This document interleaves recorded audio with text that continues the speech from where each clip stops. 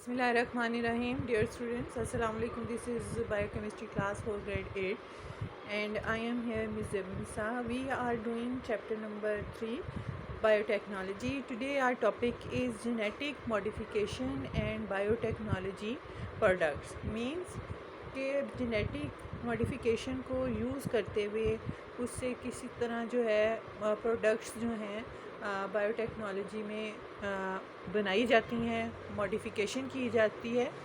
This is our today's topic.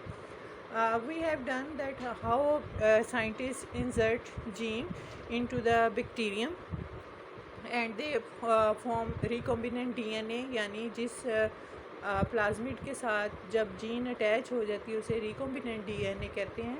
और जो organism जिसमें वो रिकॉम्बिनेंट डीएनए इंसर्ट किया जाता है, जैसे कि मोस्टली बैक्टीरिया यूज़ होता है, उसको हम कहते हैं जेनेटिकली मॉडिफाइड बैक्टीरियम या जीएम बैक्टीरियम या transgenic organism. Today we will do how this happen और इससे कौन कौन सी इस टेक्निक को यूज़ करते हुए बायोटेक्नोलॉजी में जेनेटिक इंजीनियरिंग या जेनेटिक मॉडिफिकेशन की टेक्निक को यूज़ करते हुए कौन सी ऐसी प्रोडक्ट्स बनाई जाती हैं. First of all, what is genetic modification. ये आप इसको ऐसे समझ सकते हैं कि चेंज करना, the change in the gene of organism using biotechnology technique is called genetic modification. और ये कैसे की जाती है, इसमें या तो जीन को रिमूव किया जाता है या ऐड किया जाता है या उसे मॉडिफाई किया जाता है by making some extra using enzymes और सम अदर सब्सटेंसेस. और it is a modern method to change the characters of organism. For example, this process is use to develop resistance in plant against disease causing micro organism. अब basically क्या था, जब इस तरह की ये technique नहीं थी, तो जब भी कोई क्रॉप जो है या कोई भी फसलें जब खेतों में लगाई जाती थी तो उनके ऊपर कोई ना कोई माइक्रो ऑर्गेनिज़म जो है वो अटैक कर देते हैं, जिसकी वजह से क्या होती है कि एक बहुत बड़ा हिस्सा जो है फसलों का तबाह हो जाता है. अब जेनेटिक इंजीनियरिंग की मॉडिफिकेशन से ऐसा हो गया कि ऐसी क्रॉप्स जो है डेवलप की जाती हैं, ऐसे सीड डेवलप किए जाते हैं जिनसे जब वो फसल बनती है उन बीजों से, तो उनके अंदर उस माइक्रो ऑर्गेनिज़म से फ़ाइट करने के अगेंस्ट जो है इम्यूनिटी होती है. वो उसको माइक्रो ऑर्गेनिज़म जो है उन्हें ज़्यादा नुकसान नहीं पहुंचा सकते और उनसे फिर फसलों को बीमारी नहीं लगती. इसी तरह ऐसी जीन्स जो इंट्रोड्यूस करवाई जाती हैं जिससे जो है nutritional quantity of edible plants जो है वो इम्प्रूव होती है. जैसे उससे ज़्यादा आपको फॉर एग्ज़ाम्पल ज़्यादा प्रोडक्शन हो, फ्रूट्स है अगर तो फ्रूट्स की ज़्यादा प्रोडक्शन हो, अगर वेजिटेबल्स हैं तो ज़्यादा तादाद में फसलें वेजिटेबल प्रोड्यूस हों और जो है ख़राब ना हो, उनके अंदर रेजिस्टेंस हो अगेंस्ट द डिज़ीज़. ये जो है कुछ ऐसी जो मेजर एडवांसमेंट है जेनेटिक मॉडिफिकेशन की वजह से. और जो ऑर्गेनिज़म जो है जिसको मॉडिफाई किया जाता है, ये हमने जैसे पहले भी किया, हम उसे कहते हैं जेनेटिकली मॉडिफाइड ऑर्गेनिज़म या जीएमओ. और ये इस यूज़ होते हैं लाइफ सेविंग प्रोडक्ट्स बनाने के लिए भी, जैसे कि इंसुलिन एंड वैक्सीन. इंसुलिन आपने सुना ही होगा कि शुगर के पेशेंट या डायबिटिक पेशेंट्स को यूज़ की जाती है.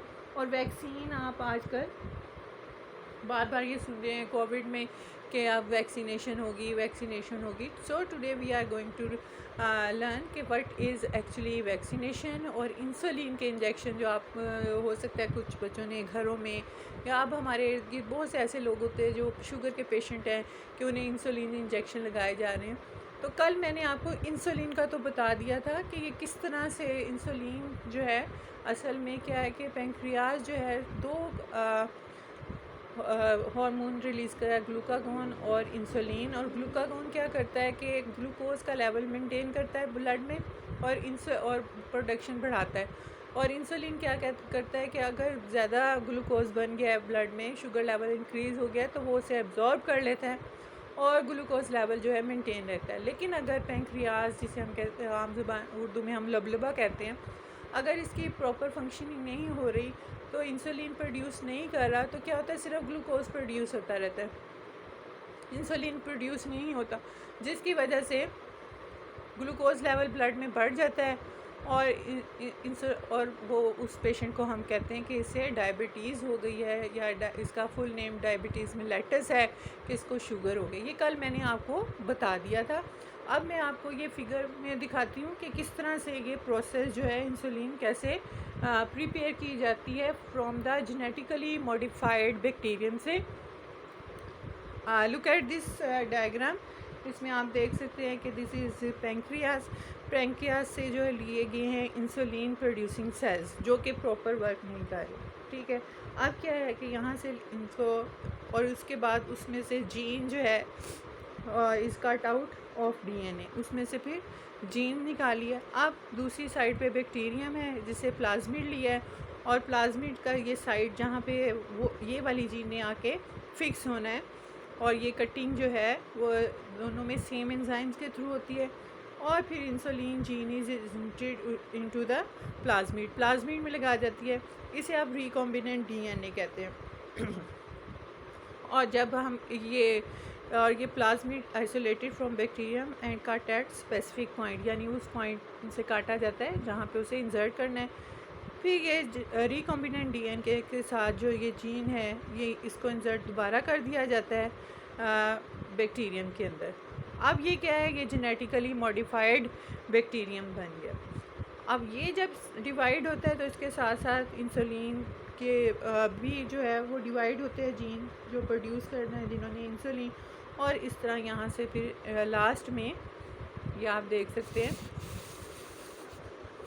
ये कि यहाँ लास्ट में आके फिर ये 2 सेल्स में डिवाइड होते हैं, और फिर यहाँ से इंसुलिन को जो है एक्सट्रैक्ट कर लिया जाता है। पहले जो है इंसुलिन जो है एनिमल से एक्सट्रैक्ट की जाती थी, अब जो है ये जेनेटिकली इस टेक्निक की वजह से, जेनेटिक इंजीनियरिंग की वजह से ये पॉसिबल है कि यहाँ से सेल लिए जाते हैं पेंक्रियास से, और उनसे जीन्स को लिया जाता है, उसे इंसर्ट किया जाता है बैक्टीरियम में, और फिर बैक्टीरिया जब डिवाइड होते हैं साथ साथ जीन भी डिवाइड होते हैं, इंसुलिन प्रोड्यूस होती है, उस इंसुलिन को एक्सट्रैक्ट कर दिया जाता है और थ्रू इंजेक्शन जो है उसे पेशेंट को दिया जाता है। नेक्स्ट जो बहुत मेजर प्रोडक्ट बनाई जा रही है through genetic engineering is the vaccines. Vaccine क्या होता है एक्चुअली, ये वो उसके अंदर डिज़ीज़ कॉजिंग माइक्रो ऑर्गेनिज़म होते हैं, या तो वो वीक होते हैं या वो कमज़ोर होते हैं। एक्चुअली होता क्या है कि इन स्लाइटली किल्ड और वीकेंड माइक्रो ऑर्गेनिज़म को पैथोजेंस किन्हें कहते हैं, जो डिज़ीज़ कॉज करते हैं, जर्म्स। ठीक है, उनसे क्या होता है कि जब ये इनको बॉडी में इंजेक्शन के थ्रू पहुंचा दिया जाता है, तो ये क्या करता है कि बॉडी को ये अलार्म लगता है कि जैसे कि बीमार जो जर्म्स हैं बॉडी में आ गए, तो क्या है कि उसके अगेंस्ट जो है ना ब्लड जो है वो प्रोड्यूस करना शुरू कर देता है पैथोजन के अगेंस्ट एंटीबॉडीज़। ठीक है, वो ब्लड में रहती हैं। अब ये एंटीबॉडी प्रोड्यूस हो गई हैं, ब्लड में शामिल हैं, तो जब एक्चुअली डिजीज़ अटैक करती है लिविंग ऑर्गेनिज़म पे, तो वो एंटीबॉडीज़, या आप समझें वो एक सोल्जर्स हैं एंटीबॉडी जो पहले से ब्लड में मौजूद हैं। वो क्या कहते हैं कि जब असल में डिज़ीज़ अटैक करती है तो वो पैथोजन या अटैक करते हैं, तो वो जो एंटीबॉडीज़ हैं वो क्या करती हैं, वो उसके अगेंस्ट जो है वो फाइट करती हैं, और ये फिर ब्लड में रहती हैं जो already present in antibody kill it immediately and the body becomes protected from the disease. यानी जिस डिज़ीज़ से बचाना है, फॉर एग्ज़ाम्पल अगर आजकल आप कोविड का सुनिए कि कोविड की वैक्सीनेशन, कोरोना की वैक्सीनेशन करवा लें, तो असल में क्या होगा कि कोरोना के ही जो जर्म्स हैं वो वीक या किल्ड जर्म्स, उन्हीं को ही आपकी बॉडी में इंसर्ट किया जाता है। एक्चुअली वो एक्टिव नहीं होते, तो बॉडी को क्या अलार्म मिलता है कि जैसे दुश्मन ने हमला कर दिया। अब क्या होता है, बॉडी जो है उसको फाइट करने के लिए एंटीबॉडीज़ प्रोड्यूस करती है। अब वो एक्चुअली तो नहीं है डिजीज़ के ऑर्गेनिज़म, वो एंटीबॉडी ब्लड में रहती है। अब जब कभी भी डिज़ीज़ उस पर एक्चुअली अटैक करती है, तो समझें कि वो फौजी एंटीबॉडीज़ हैं, एक तरह से सोल्जर्स हैं that fight against that disease. वो पहले से ब्लड में मौजूद होते हैं और वो फिर उस डिज़ीज़ से ह्यूमन जो है या कोई भी जिसकी भी वैक्सीनेशन किसी भी डिज़ीज़ की, उससे सेव रहते हैं। आजकल जो है जो बायोटेक्नोलॉजिस्ट हैं बैक्टीरिया को यूज़ करते हैं वैक्सीन प्रिपेयर करने के लिए, और वो क्या करते हैं कि दे उस आइडेंटिफाई सम प्रोटीन्स और पैथोजन जो कि डिज़ीज़ कॉज नहीं करती हैं but can stimulate blood cell to make antibody. लेकिन क्या होता है कि डिज़ीज़ तो कॉज नहीं करती हैं, लेकिन ब्लड में जो है अलार्म कर देती हैं बॉडी को, जिसकी वजह से बॉडी का सिस्टम जो है वो एक्टिव हो जाता है और वो एंटीबॉडीज़ प्रोड्यूस कर देता है। और ये मोस्टली जो है बैक्टीरिया को ही इसके लिए यूज़ किया जाता है। सो दिस इज़ द और इसके जो डिफरेंट डिजीज़ हैं जिनके अगेंस्ट एंटीबॉडीज़ बनाई जा रही हैं, वो हेपेटाइटिस है, टाइफाइड है। जो बच्चों को आपने सुना होगा कि हिफाजती टीके लगा लीजिए, वैक्सीनेशन करवा ली जाए, मीज़ल्स है, ये सब जो है बायोटेक्नोलॉजी की वजह से यूज़फुल है। और वैक्सीन मलेरिया की भी वैक्सीन है और HIV भी जो एड्स है उसके लिए भी। Other important life saving biotechnique include blood clotting factors, growth hormones यानी ग्रोथ को बढ़ाने के लिए।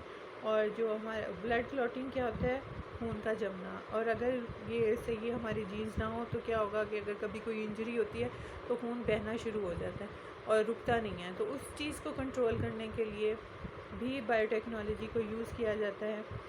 और इसके अलावा ग्रोथ को बढ़ाने के लिए भी ये टेक्निक यूज़ होती है। That's all for today. Have a nice time. अल्लाह हाफिज़।